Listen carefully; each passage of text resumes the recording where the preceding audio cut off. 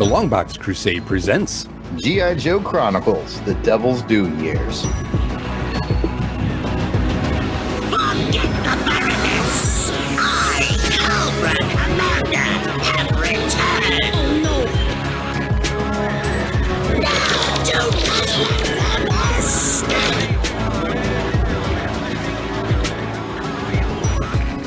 the Welcome to G.I Joe Chronicles, The Devil's Due Years. I'm one of your commanders, Pat Sampson, codename DJ Kristatos, and joining me, as always, is my battle buddy in this operation. That is Jared Ulbrich, codename Death Probe. At ease, DJ Kristatos. To all our green shirts tuning in for this podcast, welcome back to Fort Longbox. We appreciate you tuning in to talk some post-2000 G.I Joe comics with us as we chronicle our way through the Devil's Due run.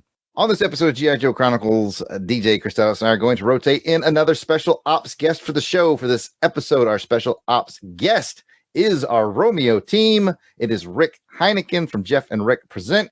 His code name is Jeff. But wait, I'm not Jeff. I'm not confused. It's Jeff. It's Rick Heinichen, code name Jeff. I'm gonna be the first one taken out when they say, Jeff, look out. And I'm just gonna stand there walking along like, they ain't talking to me. Oh, look, a missile coming right at my head. Oh, all man, if only somebody warned me. Maybe we can go with Romeo team. All right, Romeo. Thank you guys very, very much for inviting me. I really do appreciate it. Big fan of the show. Been listening to since the beginning. I had never read this. I had never known about it. I will be honest with you, and I know it's going to come up, but I didn't read a lot of the G.I. Joe comics back in the day. I did collect the toys. I did watch the show, but you guys have been bringing me along with it, and I really appreciated your coverage, especially your interviews with the creators of the comic. Good. We may have some more to come on that. Kristatos is working on that behind the scenes. Excellent. So, like you said, we do have a part of the show where we're going to get to know a little bit more about Rick's background with G.I. Joe. We're going to debrief our new recruit. So, what is your origin story? What was your avenue into G.I. Joe? I've already figured out it's not the comic, so it's got to be the toys of the cartoon. And once you've done that, who are your three favorite characters, be they Joes or Cobras? I got to say, I am a child of the 80s, so put me in front of a TV, I got my cartoons on, and what do you see? G.I. Joe. We see those, like, the red, white, and blue come screaming across the screen. We hear that chords of the music coming in, and yo, Joe. Yeah, I was down there to watch all of those episodes. Remember the first miniseries that they had with the collection of all the parts of the mass machine? Just remember that. Remember the, all the excitement at schools. Everybody got into it. Didn't get a lot of the toys. Had a small clutch of them that I burned through when I was a kid. Still have I got a few of them, but I've got about 4 of them that are up on my shelf up there from when I was a kid. I've got them staged up, and I got Flint and Spirit and couple other characters that off the top of my head I can't remember right now. Pat and I might be able to help you with that later on. Probably can. I have looked them up before, and then I just realized I blanked on the name. But the other toy I have always at my fingertips, and I have to just point it out right now, is my favorite. It's a 25th anniversary collector's edition with Storm Shadow and Snake Eyes, and they're fighting. It's still in the blister pack. I did a little modification to it. I had the yard sale artist send me one of his copies of his field manual with the half Storm Shadow, half Snake Eyes look on it. And I took out the silent interlude comic that was in there, slipped this in there so it's perfectly lined up with Storm Shadow and Snake Eyes. And I love it. It's on my wall. This is a thing of beauty. I love it. You honor me, sir. First of all, you honor me. Second of all, it looks great. We should start marketing these things. It looks so good. You did such a good job with it. You honor me. Thank you. If you can find some more of these things out there, I highly recommend you do the little trick. It's a simple matter of cutting at the bottom and just sliding it right in there. Field manual has to be just kind of cut, trimmed a little on the side. Right. Otherwise, perfect fit. Nice. It looks so good. Yeah, you honor me. That is really great. Thank you. As far as my 3 favorite characters, I got to choose Snake Eyes because everybody loves Snake Eyes. Mm-hmm. I already mentioned I've got Spirit. I always liked that character. I always liked that figure. It came with the eagle, and I always thought that was really dang cool. Mm-hmm. Wait. You've got Spirit? Yes, you do? Yes, I do. I got Spirit. Jared? Pat? Yeah. How about you? I got Spirit. Yeah, I do too. I do too. I got Spirit. Yes, I do. Oh, that was fun. Anyway, what's your third one? My third one, I'm waiting for you guys to mock me on this one, but I'm going to go ahead and say shipwreck. That's all right. I got shipwreck. We've podcasted with Kevin before. That's like Kevin's favorite character. We're used to it. He first appeared in the 84 miniseries, Revenge of Cobra. The one thing that always sticks in my head is here's a guy dressed up like a sailor, and he's out in the middle of the desert, and he's sailing a skiff across the desert. He had bad jokes. He was just a pre-early Gambit type character, and yet I kind of liked him, and I was felt ashamed about it. The bad Jack Nicholson impression that was his voice was very endearing.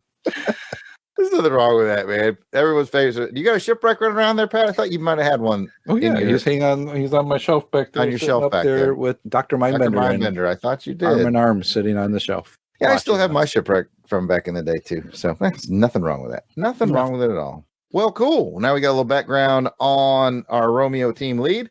Let's pass it back to DJ Kristatos for this episode's intelligence report. All right. Well, for this mission, we'll be covering G.I. Joe number 31, published by Devil's Due. Cover date was June 2004. The writer was Brandon Gerwa. Penciler is Tim Seeley. Jason Millett did the backgrounds.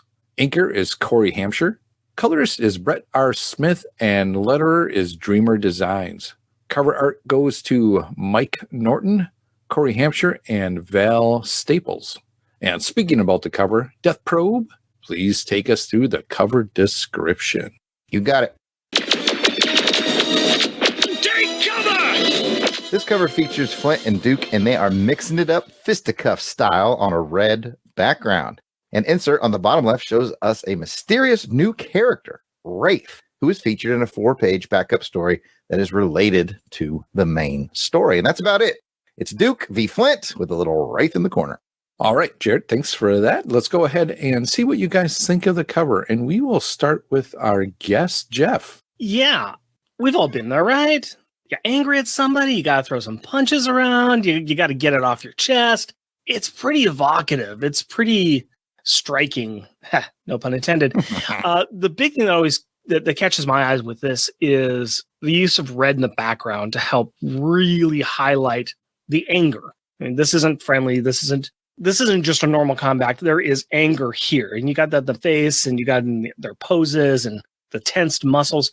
But the red behind it is really what's selling it, and really having the anger of things. So that's the big thing that stood out for me, and I really like about this cover. Very good, Jared. What's your thoughts? Oh, just like Rick, the red definitely leapt out at me. But overall, I think it's just kind of a cool, almost fan service cover because, as you know, the G.I. Joe fan community is kind of divided over who they like as the field team leader. Most people are either the Duke guy or a Flint guy. So it's kind of neat that they did a Duke v. Flint cover to sort of encapsulate that inner debate amongst the fans. Ultimately, I'm a Flint guy. What do you got, Pat? Ooh, you're a Flint guy. Ooh. See, I find myself more of a Duke guy just because I'm from the beginning. He was there in the beginning. Well, later on in the cartoon, he was there right away, but in the comic books, he showed up a little bit later. But I really like me some Duke. But I think as simply as this cover is, the detail on it is very good. It's so close up, but yet detailed to me. It looks really nice. The lines are nice. The way they have it positioned, that camera, kind of a ricochet kind of an angle that's happening in that. I like it. It is a battle of who would actually win. Or who actually, you know what? I wonder, let's ask this. Who do you think would throw actually the first punch? Good Flint. question, huh? You're thinking Flint? I think Flint. And I want Jared to back me up on this one. I have my own military experience. Yes, it was just reserves, but the warrant officer position always was a position of mystery, and you didn't know what they would do, and they were a little crazy. They were just a little crazy, and they seemed to be outside of any real command structure at all times. You didn't know who was really in charge of them, but you knew they were in charge. So I just think that Flint is the one who is going to put his foot down. He's like, no, I'm right, you're wrong, and I will solve this with my fist if I need to.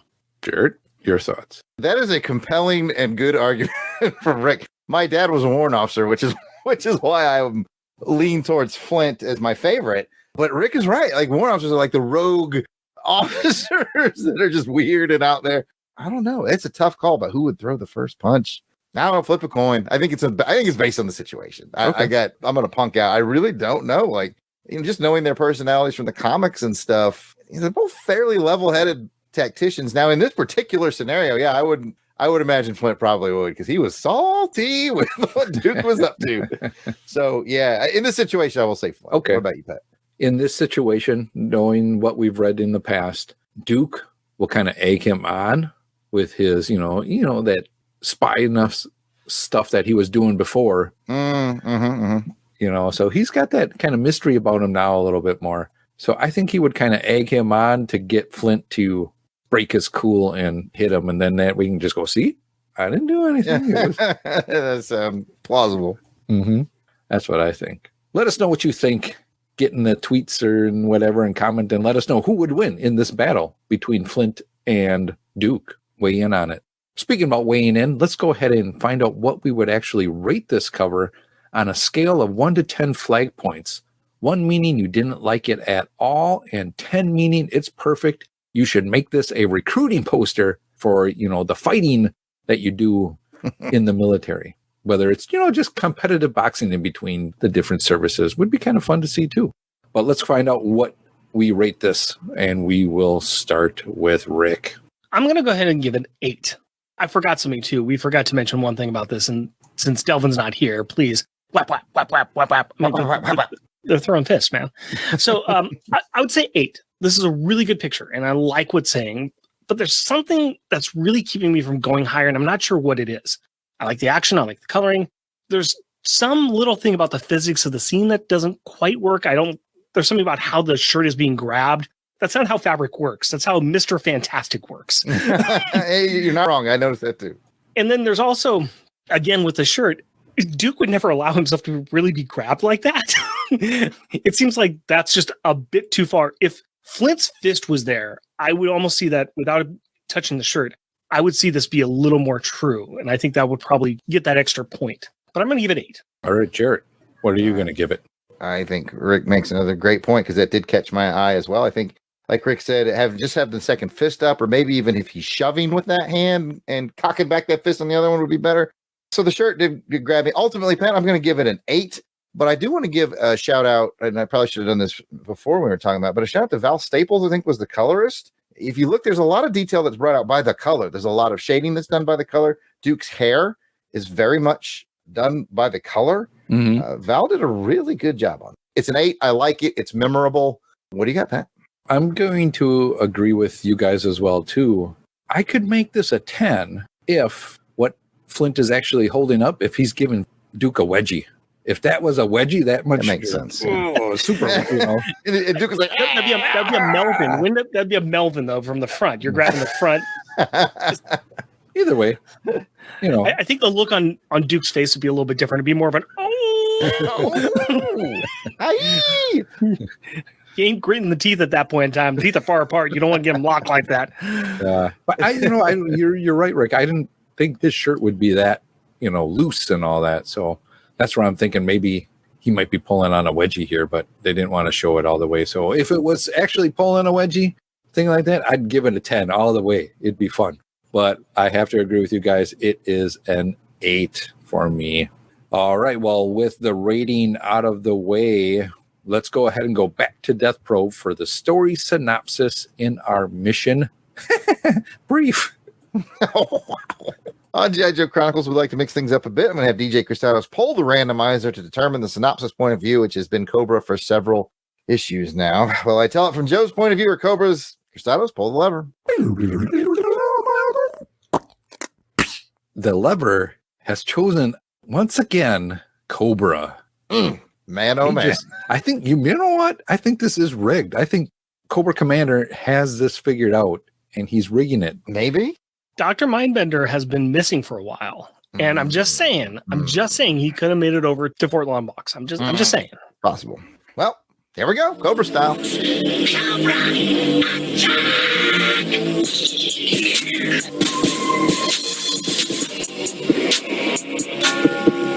attack! Fractures everywhere. The good news for us is that we've recruited Overkill back onto the Cobra squad. Well, sort of. He's pretty chopped up, and it took some electroshock therapy, so he's creepier than ever, but he's back on our side. Our intel indicates that the Joes have more cracks in their leadership chain. Apparently, all those years of running Black Ops has Duke playing fast and loose with the Joes that he leads. Flint and Hawk are not into it, so Duke's status with the Joes is sketchy at best right now. Things aren't going much better in our own Cobra ranks, though, because Zartan has left the organization, taking all his Dreadnought assets with him, and Cobra Commander has announced that anyone wanting to leave Cobra is welcome to do so. Certainly seems like he's got an ace up his sleeve, though. Meanwhile, in Badhikistan, the Joes, Claymore, Dusty, Scarlet, Snake Eyes, and Lieutenant Falcon are attempting to collect intel on the Coil assets that are currently running that country, but our new and improved Overkill leads a team of Cobra troops that captures the Joe team at the border, so yay us. But wait, there's more. Destro is brought before a world court, basically tells them if they set him free, he'll hold back on exposing the various countries with their arms deals, and he'll also deliver Cobra Commander to them, and it looks like he's going to get his way. Oh, did you think we were done? We're not. It looks like Dr. Mindbender found his way off Cobra Island, because when a sickly Zartan returns to Dreadnought headquarters in Florida, Mindbender is waiting for him there with a mysterious proposition, and that is finally it. No, it's not. I'm kidding. Destro's family is out recruiting the mysterious Wraith to help break 2 prisoners out of military jail. Who are the 2 prisoners? We're not sure. Who is Wraith? We are even less sure. Oh my gosh, that is a Jason the Weasel Skull Ulrich length synopsis, but there was so much happening in this book. Wow. I can't believe Who's it. got questions? Goodness gracious, it was a packed book. It was. Definitely it was. Now back to G.I. Joe. With that voluminous recap out of the way, it is time for our highs and lows on the issue. Round 1. Romeo team. High, low? What do you got?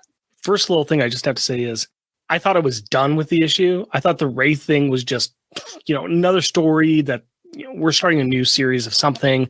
I was going back and looking at something else and saying, oh yeah, there's a backup story that's part of the real story. Oh, I have to read that too. Right. Let me get back and read that one as well. Lots going on. There's a lot. There's a lot happening, but the best action was on the last page. And this is the Wraith story, with Wraith sneaking in like a ghost, assassinating the guards. It was just absolutely vicious. And that last page was, thinking back to Silent Interlude kind of a thing, but really good ninja, sneaky, what's going on. This is the bad stuff right here. This is the real deal. And these people are serious. So that's one of my highs. It's just, even though it was an add-on and I don't know anything about this Wraith character and it seems like maybe a bridge too far, I really like that last page. Cool. Interesting. The backup story grabbed you like that. I like that. And I wasn't expecting the backup story to be as interesting, but I read the last page like, ooh, that's fun. Yes, indeed. Pat, first round. High, low, what the? Like Rick, too. I wasn't sure if we needed to read that or not, but once I read through the initial issue, I got to that page and I read the brief synopsis or overview that they had for it. I'm like, oh, okay, I better read this thing. Now that I knew what was going on more in the overall story from the first part of it. And with that first part of it, yeah, there's a lot of different twists and turns going on in this one compared to the other 3 issues in this series. So it's definitely took a spin. I wasn't thinking it was going to go with this. You have 2 people kind of on trial. You have Duke for just the sneaky stuff that he's doing, I guess, but I don't really understand why. I mean, if you're going to tell him, you're going to put these Joes in risk and whatever, well, that's fine. Even in this comic, the ones that are in Uzbekistan or whatever it is, they're even told, hey, if you get caught, you have to disavow everything. So what's the difference between that and what Duke was doing? Hawk knows what's going on. Hawk approved it. Yeah, I'll guess. I suppose. Duke played fast and loose with the lives of some Joes, 2 of which got messed up pretty bad, and it was all just his decision. I find that to be a fascinating. I'll even roll that into my high for round 1. I like the fact that they are following that seed that they planted way back in like issue, what was it, Pat, like 8 or something, where we found out that Duke was, the ops guy, covert ops for all those years off of G.I. Joe. Somewhere around there, yeah. And so he got used to running his own ops. And gosh, man, somebody needs to write a series of those missing 8 years. Yeah, it's basically Duke as James Bond, right? It writes itself. But even that would be kind of cool to see with Duke running around like that and just pulling in different characters. Mm-hmm. Yeah. I think Major Blood was the one that they focused on back in 8. I think we had Ryan Daly on the show. Yep. I'm just really glad they're following that, and they've made it a character trait for Duke. And as we've talked about on a lot of other shows, be it this one or the Real American Headcast with Aaron, my problem with Duke for years has just been that he's kind of vanilla. He's just kind of like, he's like the Yo Joe field team leader, and that's about it, But I really like this layer that they put on him. Like, he's been doing covert ops for so long, he kind of doesn't care what Hawk thinks at this point, And it's like, oh, that is interesting. Yeah, it is. It is an interesting thing, but I'm like, come on, Hawk. How can Hawk not kind of know what's going on either? All the kind of stuff that he's doing as well too. So a lot of games being played here. Plausible deniability. Side. Yeah. Mm-hmm. I suppose, but I also like, what's going on with Destro. That played out really well too. So I'll kind of give some character moments that happen as my high for this round. Sounds good. And I kind of went on a tangent for mine. So let's just go back to Rick. Let him kick off a round 2 with a high or low or what. I'm going to go with a low, and I'm going to tie in with what you guys were just talking about. I am questioning Hawk's leadership. He's got every right to be angry at Duke, but this informal court that he's holding is a pretty bad way to confront a professional. Hawk could just have easily had a one-on-one with Duke to figure this out without having these fellow soldiers run him through a gauntlet. This is the worst intervention ever. True. You're absolutely right. And I mean, I don't think Hawk is setting up a fight, but that's what he's setting up. Or is he doing it to save face to Flint? And he doesn't need to save face to Flint. This is a military commander. You complain up, I will take care of it, and I will discipline where I need to discipline, or I will ask who I need to ask questions.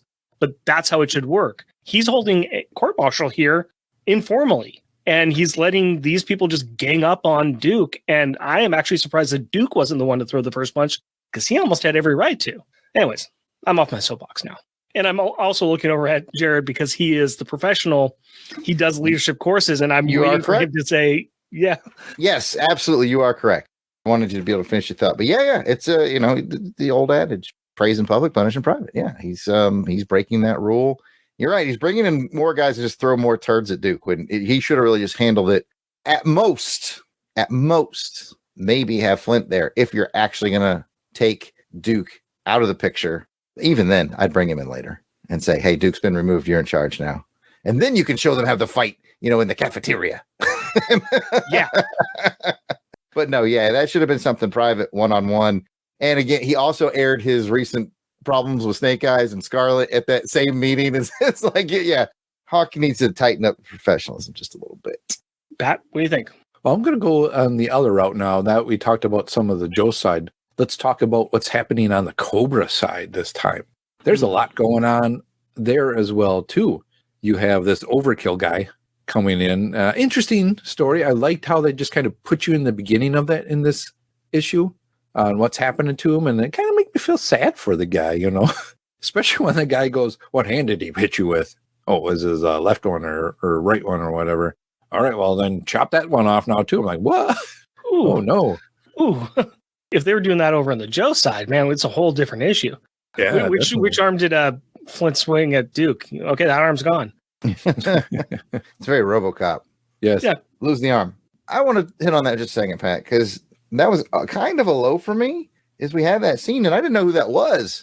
I honestly thought that was like the beginning of the Wraith storyline. I don't know they ever call him Overkill, and the only reason I figured that out that he was, they don't call him it in the beginning. They don't say anything of what his name is until later on. Yeah, I read a story synopsis at yojo.com, and I went, oh.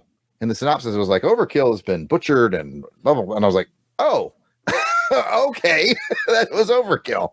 Yeah, totally. They call him later on in the comic. Yeah, later on, he's Overkill. But at this point, in this scene, I'm like, I have no idea who this is. And later on, I can't take the guy who later on they're calling Overkill and place him with the guy at the beginning. They don't map together terribly well. Nope. So, yeah, that was a little bit of a swing and a miss. I think they assumed a little too much of us on that. But anyway, Pat, did you have I know you like to go on and on. You guys got doped and I didn't. He had a machine gun on his hand. I know Does it chop him who off at the beginning? Overkill is later on, but Okay. that doesn't map to the guy at the beginning. Oh, all right. I couldn't tell you at all. I thought the guy at the beginning was RoboCop. I think you're right. You know, But I see what you're saying, Pat. Now there's a guy whose arm has been replaced with a gun, and there was a reference to cutting his arm off earlier. Yeah. I get that now. Okay. So good job for I got duped Yes. then. I got duped. Yes. Make me feel good. Thank you. Let's talk about what's happening with Cobra Commander and the people around him. Interesting. Yes. We see Zartan show up, and then we see Zartan leave with all his buddies because he's not feeling good, I guess. I don't know. Not looking good. Yeah. No, he's not looking good. That part I kind of am questioning on what's happening there. does Cobra have any friends left? Destro and his group is gone. Zartan and his group is gone. Mindbender's gone. I mean, I feel sorry for the guy. The poker party's got to suck there now. I feel bad. Then it's just him and the bear. No, I don't. I don't feel bad. Yeah, No, I will they're because playing she's going to poker turn on anymore. him. You know she's going to turn on him. Oh, she turned me on. Turn on him. Turn, Oh, yeah. right. Yeah. Yeah. You know this is probably some sort of a setup that Destro did with her, and so that's just kind of how it's going to play out. I think that's just my thought on how it might play out. Is she's going to turn because what Destro is promising, how's he going to deliver it? I think she's the one that has to be able to deliver that at the end. Yeah, you may be right. It's weird because it feels like his house is falling apart, but it also feels like he doesn't care. Well, no, Like he's and that's got a what's really, plan. yeah. It's like, what is his plan? And oh boy, if he's bringing back his buddy that he kicked off, Oh, you're looking for Serpentor? Serpentor, yeah, they're gonna go into the business again. They're gonna be back together, bro brothers, Together again. They just, I hate you, I love you, I hate you, I love you. I can't quit you. Pat, let me put the brakes on your. I know you're going to keep going, so I'm just going to steal around real Okay, quick. go ahead. Yeah, go ahead. And, military authenticity, Jared has a low for this book. And I think they even have a military consultant. Yes, they do. Andrew Swinson, you dropped the ball, sir. You dropped the ball. When they have the kerfuffle in Hawk's office, his flag is improperly displayed. When hanging from a wall, the blue corner should be on the left, not on the right. Oh, You're fired, Andrew Swinson. interesting. I'm not even going to try to no prize it. Hawk's dyslexia has caught up with him. How about this? How about it's not the flag that you're seeing, it's the mirror that's capturing the flag on the other side. Right. He's got a big mirror behind him and the flag's on the other side of the room. That's the best we can do. All right. There you go. There you go. All right. That was my one little military nitpick that bugged me. And it wouldn't have bugged me if I hadn't done a Captain America art piece this week. And I was putting the flag in the background and I actually Googled to make sure. I was like, I want to make sure I get the blue on the right proper side. And all my art is available at www.theyardsaleartist.com. Back to you, Pat. It comes in, you see it coming, and you're like, nah, it can't be. It can't be. It is. It is. It's a commercial. It's a commercial. The whole thing was a commercial. Duped again. Yep. Still. Always. You know what? That's the end of our official rounds, but I know Pat's got more. Rick, do you have anything you want to throw in there before Pat just runs at the mouth? Dreadnoughts are comedy relief, right? right. They're all hunkered all by the door with the ear in the door, like why don't Marx one Brothers or something. Why doesn't one of them have a glass? I mean, come on, that's the only thing that they're missing. Not a glass. It'd be a bottle of cola, grape cola or whatever they're drinking. They got a beer bottle right up to their head. They're like, okay, I can hear something. They're or maybe a absolute donut. They're he's trying to listen through the donut. Chocolate donut. Just waiting for Cobra Commander to come and you may leave and open up the door and they come tumbling in the room. I mean, speaking of commercials, that is one last thing I want to add before I let Pat go. Is you can tell that the new toy line is now hitting its stride. I noticed they got I'm trying to remember that Cobra guy, the surgeon. I think his name is maybe Scalpel. I noticed they got him in there. They got the new sand razors. Is that who the guy is with Baroness? Yeah, the medical guy. I didn't know that. I think his name is Scalpel. That's top of my head. I'll do some research when you start running your mouth here in a minute. They got Overkill with his new arm gun. They're like, hey, Hey, these toys are on sale. It's like back to the old Marvel days, and I kind of like it. Buy our toys. Buy our toys. Just Buy shameless advertising. www.theyardsailors.com. Pat, what is your final barrage of comments? Proceed. And I'll see if that guy's name is indeed Scalpel. Okay. I'm going to start first with, let's say those toys, those vehicles were pretty cool. I think pretty cool desert vehicles that the Joes had. I liked them. And then we'll go back to Destro. What is his plan that's happening? And just to kind of see, we see like the many different outfits of Destro in here. You see No pimp Destro, but yeah, Destro sitting in the orange. He's, like orange is the new Destro color. But he's got the helmet on, and they let him keep the necklace on too. They say he can keep the facial helmet on him. Mm-hmm. But is the necklace part of that too? Or I just don't get it. No, I like your instincts on that, because you never know what's got hidden in there. You don't know what's got hidden in the mask. Like we talked about before, this new Destro kind of has that glowing green around the eyes, which tells me there's some enhancements going on in there. I wouldn't let him keep that. So. I don't care if it's family tradition. That dude will use it against you. Exactly. Something's going on there. And then he looks really cool when he's all in his just business uniform. I think that's Destro's looking pretty sharp there. Mm-hmm. It is Scalpel, by the way. This just in. Verified. Okay. I was wondering. I was like, well, who's this guy? And that's with Baroness. And he has that kind of symbol on his. Made me think, like, is this some sort of a new visionary kind of guy? Those are all little different add-ons to his medical tools that you're seeing on his chest. So that's where he would just pull them off his chest and he's got all these like different, medical devices, aka torture devices. Scalpel was released in Series 19 in 2003. Now we know. And knowing is half the battle. G.I. Joe! Okay. And lo and behold, he's made his way into this here book. Yes. Funny that. But otherwise than that, I think all in all, an interesting issue. I wasn't sure what to expect out of it. I just noticed one more thing that I forgot to bring up. I'm totally pulling Pat tonight. I got more stuff. Did anybody else get the distinct feeling that Destro's lawyer was Jackie Childs from Seinfeld? Go check him out and tell me that's not Jackie Childs. Destro's on trial? Preposterous. Ludicrous. If the helmet fits, he must have quit. He is 100% channeling Jackie Childs. I just know it. Whoever he is, he's making bank. He's making bank. Mm-hmm. Destro versus the world? Trial of the century? Mm-hmm. Oh, yes, I will take the case. Super Move rich over, Johnny arms Cochran. dealer. Yeah. He's taking it. His hourly rate is through the roof, I guarantee. Oh, yeah. Oh, all right. I'll stop talking, Pat. I am totally Pat on this episode. Yeah, you were. Interesting. I blame myself. And then I'll just finish it off. I knew it. I have one more thing. So much. We got Columbo Pat over. And one more thing. Columbo Pat. That might have to stick, Pat. The backup story in this. Rick mentioned it. I enjoyed it as well, too. And it got really quick to the point of what's going on. I am interested in what this Wraith is and who they are getting out and how it's going to play into the next issue. Yeah. He's definitely going to be around. Yep, the Wraith is definitely interesting. And I might as well hand it right back to Pat because it's time for the IG's report on the combat readiness of this issue. All right. Well, for those of you who don't speak military, that means we're going to score this issue story on the same 1 to 10 flag points scale we used earlier on. So, Romeo Jeff. We're just kind of rolling with this, aren't we? We're just, the name you have me put on when I walked on the base, just ignoring it. Absolutely ignoring it. Just making it up as you go. All right. I'm going to go ahead and say this is about 7 flag points. For me, this is part of a story arc, which is usually very wordy, little action. They're just developing the plot, keeping the story moving along. Mid-arc stories are rarely home runs. It's just about continuing the story and keeping up interest.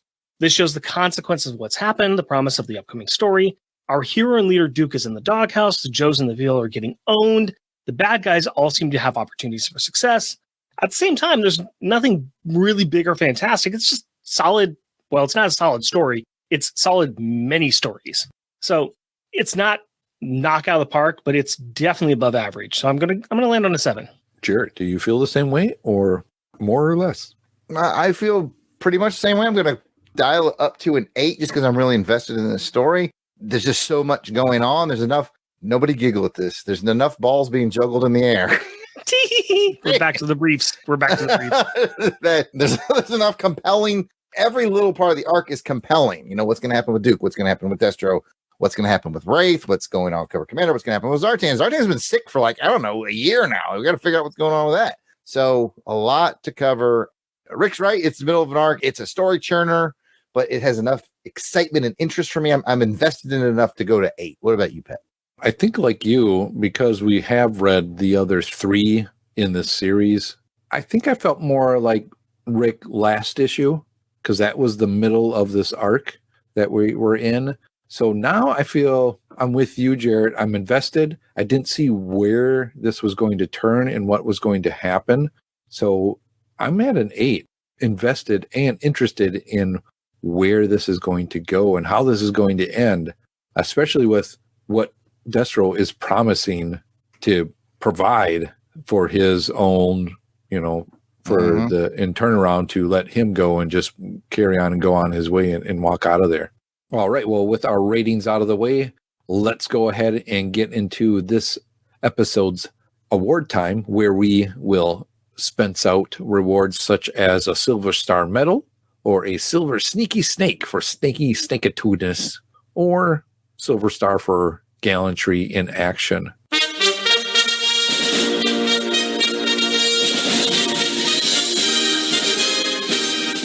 This is where we each get to award the character in the issue who went above and beyond the call of duty. Could be interesting who each one of us is going to pick. Let's start with Rick. I'm going with Destro. The dude got to catch up on some reading. He was escorted by the most elite soldiers in the world. He's shown respect for his culture and heritage, allowing him to keep his mask. Probably had a nice nap on the flight over. Then he blackmailed the entire world. Chrome Dome seems to be pretty much playing at a higher level than anybody else. And Jackie Child's first. Yeah. I wonder what he got to eat, too. Step. I mean, he is living his best life at this point. Mm-hmm. I think I'm going to right away just agree with you on that, Rick. Destro was my pick at the end of reading this. I was like, yeah, something's going on with this guy. It's happening. And he was just like smooth and cool as the other side of the pillow. Yeah, let's make it 3 for 3, by the way. I'm also picking Destro for a Silver Snake. He absolutely has those Hannibal Lecter vibes. He might be in jail, but he's in charge. Yeah. That's what he got going on. He's living his best life. Like Rick said, I gotta go stand in front of world court today. All right. When you have the most elite team in the world guarding you, you don't have to worry about anybody stabbing you in the back. That's true. That is They have to deliver him to the world unharmed. And everybody at that panel at that UN or World Tribunal, whatever it was, everybody in there was like, oh man, I hope he doesn't bring up those arms deals that we did with him. Yeah. This could get You're going to blackmail us? I don't know if the guy from Casablanca just walked in and says, there's blackmailing going on here? I'm shocked. It's shocked, I say. Of course. Yeah, Destro's the home run hitter, Pat, for the Silver Snake. Yeah, definitely. All right. Well, now that we have the award out of the way, let's go ahead and play with the award. Well, let's go ahead and just play with some toys, I guess. And we'll go to Death Probe's toy chest. It's here, the G.I Joe collection, each sold separately. G.I Joe from Hasbro. All right, Pat, Death Probe's toy chest. I'll take something or someone featured in this issue, give you a brief toy history on it. And for this issue, I have selected Lieutenant Falcon. We didn't talk about him a lot in the summary, but he was out there in Bad Hickistan, leading the team around the desert. So Lieutenant Falcon, aka Falcon, he's got, sometimes he's Lieutenant so-and-so Falcon. It's Falcon. He's awesome. And before I talk, you know what, Jerry, he's not just awesome, he's Falcon awesome. He's Falcon awesome. Yeah. He's out in the desert falcon around right now. No, he doesn't falcon around. But has anybody seen his Falcon coffee? Not seen it. Oh boy. Let's talk about Falcon. Falcon is a Green Beret. His specialties are infantry and field medic.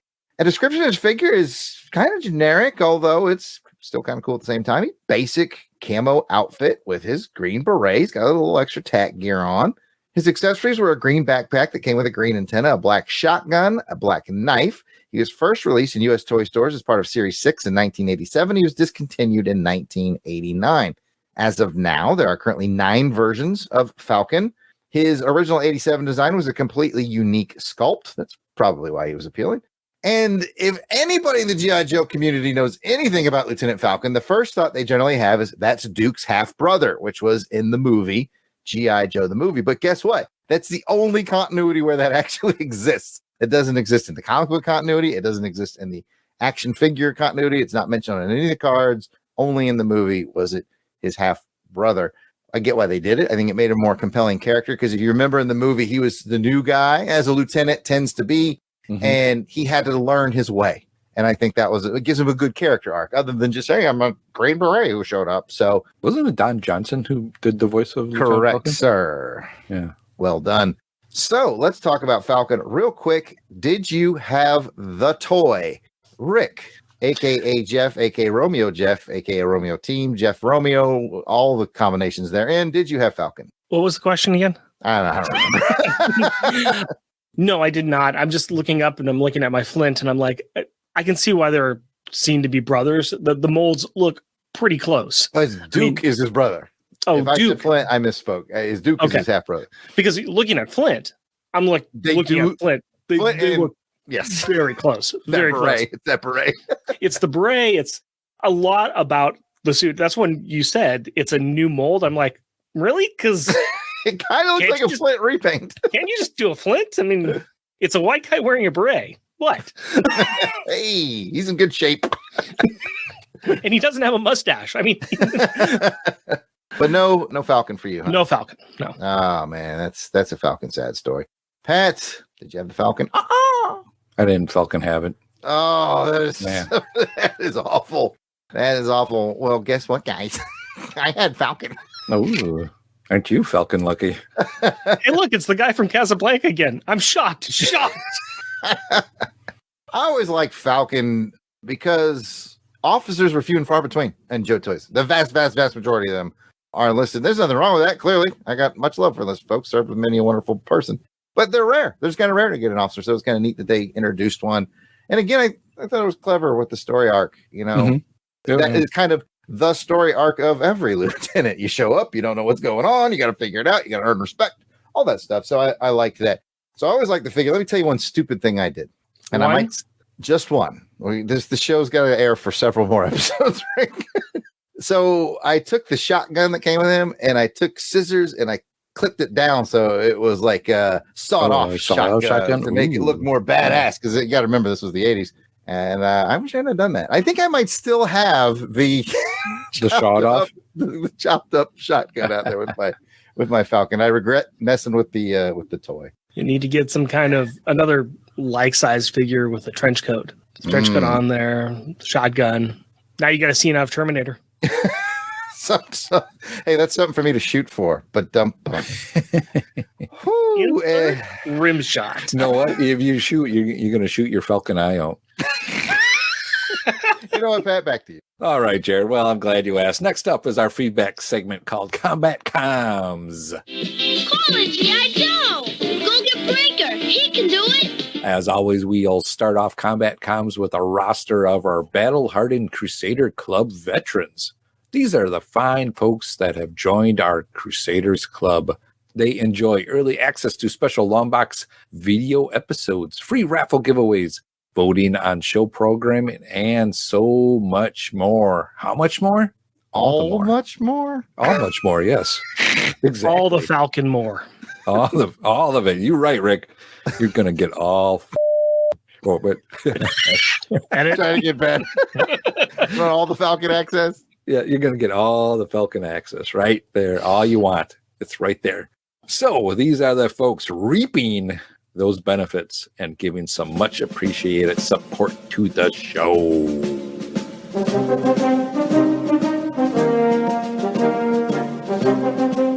And Helica Wolf. Ow. Auburn Elvis, thank you very much. Bill Beer. Blast it or stash it. Braxton Underwood. Captain Entropy. Clinton Robison, Dave Collins, Gary Viola, Gene Hendricks, Gerald Green, Jason Keene, Jeremy L., Jim Jarman, I hope you like Jim Jarman too. Joe Thomas, John Watson, Josh Strickland, Candace Ward, Captivating Kathy Bright, the MVP, Mark Ross, aka Clark Trent, Maxwell Traver, Michael Wagner, Miranda W. PD Devons, Paul Hicks, codename Paul Hicks, It's a me, Rick from Jeff and Rick Presents, Rob Morgan, Ross Michaud, Ryan Weekly, Daily, Samantha Maney, Sean Urbanski, Spidey 67, Steve Cronin, Tim Price, Tony Pennington, and Toronto Cop. If we missed anyone on our list, we apologize. Please keep in mind that we record these episodes well in advance of release. So, if you're a recent addition, we should be adding you soon. But hey, no worries. Just let us know that we missed you by sending an email at contact@longboxcrusade.com and we will get it straightened out. So you might be asking yourself, how do I become a Crusaders Club member? It's simple. Just head on over to patreon.com and search for Longbox Crusade. For as little as $1 a month, you'll get access to the amazing world of Crusaders Club member. And we're talking all the access. all the Falcon accents. Exactly. There's so much access. Man, you can shake a shot-off shotgun stick at it. It only cost $1 Falcon dollar. Exactly. What else are you going to do with it? You're not going to go and buy some Falcon coffee. He's got it. Exactly. Yeah. And if you hang around long enough, you'll probably get some coffee. Some Falcon coffee. Exactly. Come and check it out. Now let's see what messages from our platoon of loyal listeners we have waiting for us on Breaker's ComSat. Communications Officer, codename Breaker. These are from episode 29, where we featured issue, of course, number 29, and we had Delvin and Jason on with us. And I think that was a live episode too, wasn't it? I think it was. I think it was a Sunday live stream. Yeah. So lots of fun when we do that, getting the people in the chat involved along with us. So, Jared, you want to take one? Sure. We got a comment here from G.I. Gary. He's always welcome here on the program. He said, in this Destro-centric episode, there's lots of talk about Pimp Daddy Destro, but sadly, Orsted doesn't make an appearance. Also, does Destro sell organic melons? Hashtag Gojo. Hashtag Judge. We haven't talked about Orsted in quite a while. His laid back brother. You know, I thought maybe that was Orsted that was in this issue. Just he was chill, yeah. Chilling. I like Bruce Pearl's commentary. When Destro farms his melons, what does he use for fertilizer? Orsted would use some sort of an all organic, composting. He's probably big on that. That's I don't know what Destro would do though. The blood of his victims. Maybe I think that's a good one. Maybe we'll find out in the next issue. Maybe this is why Destro left, because he's now getting in cahoots with his brother Orsted, and they're going to get together and start melon farming. And they just needed to, hey, we got this area over here. The blackmail has nothing to do with arms sales. It all has to do with black market melons. That's what's going on here. Yeah, he's just washing his hands of it all, and he's got 11 people that are interested in his melons. I have a subscription to black market melons. I'm going to raise that to black market Falcon melons. They're so Falcon sweet. I love how we've spun off. We have people out there in the internet Twitter sphere riffing on Orsted, which is a character we made up like 10, 15 episodes ago. Yeah, I love that he's caught on. He's like in league with Countdown Jerry these days. So love it. Orsted. We might need to have an Orsted update on every episode. Yeah, maybe we just see what Orsted's doing later on. That'd be fun. I think that'd be fun to kind of look into and see. All right. Well, with that, you want to join us in the comments, go ahead, put them into the Twitter, Facebook, wherever we're posting this, even on the YouTube channel. Now, don't forget, we're out on YouTube. You can listen and watch along with the video to these episodes now, but you can also leave us a voicemail. You can also call in and leave us a voicemail at 707-532-5373. 707-5269. That is 707-532-LBOX. Pick up the phone. We have melons standing by. They're Falcon awesome. Whew, okay, well, that brings us to mission complete status for this episode of G.I. Joe Chronicles: The Devil's Due Years. If you'd like to hear more from us in the realm of comic books, action films, vintage TV, movies, serials, and more, check out the entire Longbox Crusade Network. DJ Kristatos, where can they find that? Well, Jared, I'm glad you asked. You can find us on Apple Podcasts, Google Play, and most podcatchers that are out there. Or just go ahead and dial into www.longboxcrusade.com. We're also on Twitter, Facebook, Instagram, and YouTube, all at Longbox Crusade. Back to you, Jared. If you'd like to chat with us online, we can be found at... Back to you, Pat. Well, Jared, I'm glad you asked. You can find me on the Twitter at Kristatos01. Back to you, Jared. Oh, and I am at Yard Sale Artist, Twitter, Facebook, and Instagram. It's all at Yard Sale Artist. You can check out my artwares. I don't think I've mentioned that yet at www.theyardsaleartist.com. If you like original G.I. Joe art, I got some of that, so check it out. I think that's everybody. Oh, wait! Rick Jeff Romeo Team, where can people find you? Well, I do a little show called Unpacking the Power of Power Pack, which I host with my sliced up and reconstructed co-host, Jeff. He's also known as Not Rick. He can now toast 2 pieces of bread at once. We're very proud of him.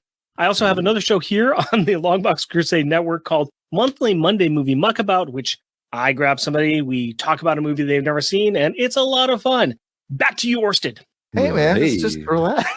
Yeah, you don't have to be angry about throwing it back to me, man. You know, it's like we're all just friends here, man. Chill. And what are you doing to your guy? Just making 2 breads of toast like that, man. Just that's harsh. Yeah, that toast it's got gluten in it. Yeah, man. He used to just be able to warm up 1 piece of a bagel. All right, so it's That's too many carbs, man. That's too many carbs. high carbs, man. Oh, Orsted. You know, he's easy to have around. He's not hard.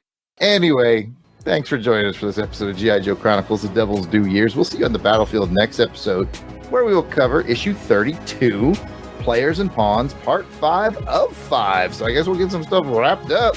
Until then, platoon, fall out. Yo, Joe.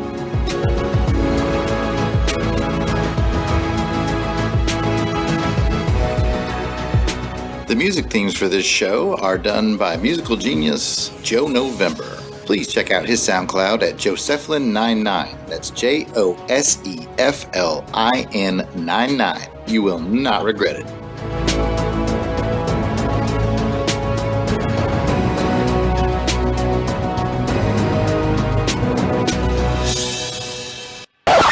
Oh, pat. You grab that low-hanging fruit of the loom. And- All right. and hold on. I saw the one coming. Couldn't get the car out of the way. All right, I'll try to be brief on this one. All right. You're just jockeying for more time. Kristato below. All right, I don't know about that. No, that's not gonna Ruled out Pass. immediately. pass. That was Jeff. Yeah, I thought Jeff was here. Back the wrong guy. Damn it. I'm still here, guys. I'm still here. Oh, my bad.